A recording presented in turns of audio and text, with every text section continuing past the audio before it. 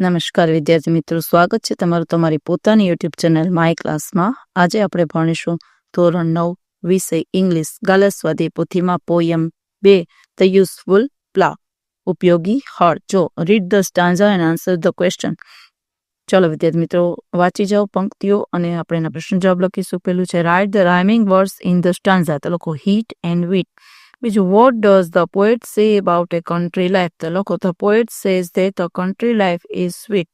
ત્રીજું what does the poet say about the weather in a country, તો લખો the poet says that cold and heat in a country are moderate. ચોથું what does the poet enjoy in a country, તો લખો the poet enjoys walking in the pleasant and fair air of the wheat fields.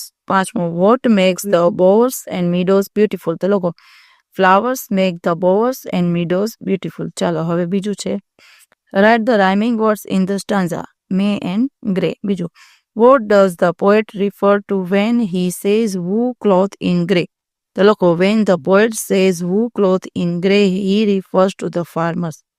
ત્રીજું લખો write the rhyming words in the stanza, dark and dark. બીજું when do the farmers wake up, તો લખો the farmers wake up early in the morning. ત્રીજું how long do the farmers work, તો લખો the farmers work till evening. ચોથું છે ચાલો પેલું write the rhyming words in the stanza, તો લખો bow, plow, merriment, band. બીજું what makes the morning pleasant for the farmers, તો લખો the sweet singing of the birds makes the morning pleasant for the farmers.